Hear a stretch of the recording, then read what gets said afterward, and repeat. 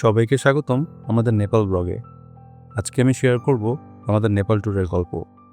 নেপাল আমার খুব প্রিয় একটা দেশ, specially for its weather, mountain and peaceful vibe.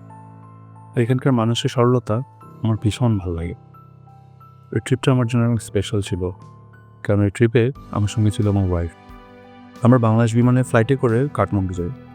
Tribhuvan international এয়ারপোর্টে ইমিগ্রেশন শেষ করে দেখি আমার ওয়াইফের কাজিন তপন ভাই আমাদেরকে নিতে এসেছে।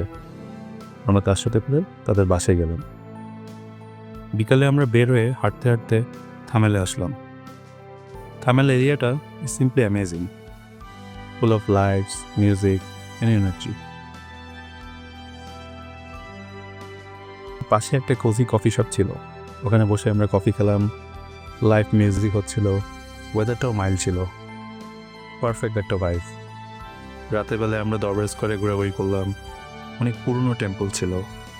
কাঠমান্ডু একটা আলাদা ফিল দেয়, যেটা ওয়ার্ডে ডেসক্রাইব করা মুশকিল। ডিনার করে আমরা বাড়ি ফিরে আসলাম। পরদিন খুব সকালে আমরা বাসে করে পোখরার উদ্দেশ্যে রওনা দিই। It was around 7 o'clock। জার্নিটা ছিল প্রায় 8 ঘন্টার একটা journey, quite long. And to be honest, রাস্তাটা খুব একটা স্মুথ ছিল না, কিন্তু পুরো পথ যেতে যেতে আমরা দেখছিলাম mountain range, waterfall, lakes and green valleys.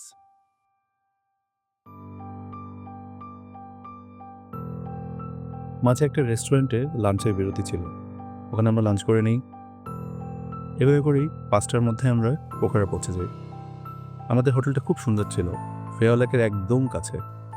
হোটেলের ব্যালকনি থেকে ফেওয়া লেকের ভিউটা ছিল স্টানিং। সন্ধ্যায় আমরা হেঁটে লেকের ধারে গেলাম। লেকের পাড়টা খুব হ্যাপেনিং একটা প্লেস ছিল। লেকের পরের street side light, restaurants, live music, local stores, পাশে কিডস অ্যামিউজমেন্ট পার্ক, পুরো টুরিস্টি একটা ভাইব। যত রাত হচ্ছিল, লাইটের সাথে ফেওয়া লেকের ওয়াটার রিফ্লেকশনটা জাস্ট ম্যাজিক্যাল লাগছিল। পরদিন সকালে আমরা আবার সারাংকোট গেলাম। Sarangkot is one of the best view point in Pokhara. ওখান থেকে পুরো পোখরা শহরটা দেখা যায়। কিন্তু ওই দিন আনফর্চুনেটলি কুয়াশা থাকায় আমরা অন্নপূর্ণা মাউন্টেন রেঞ্জটা ক্লিয়ারলি দেখতে পাইনি। Still the place was beautiful, cool air, calm environment and the mountain silence honestly feel so peaceful. বিকালে আমরা ফেওয়া লেকে বোটিং করলাম। সানলাইটের রিফ্লেকশনে পুরো লেকটা গোল্ডেন লাগছিল। ফেওয়া লেক আমার কাছে পোখরার হার্ট বলে মনে হয়।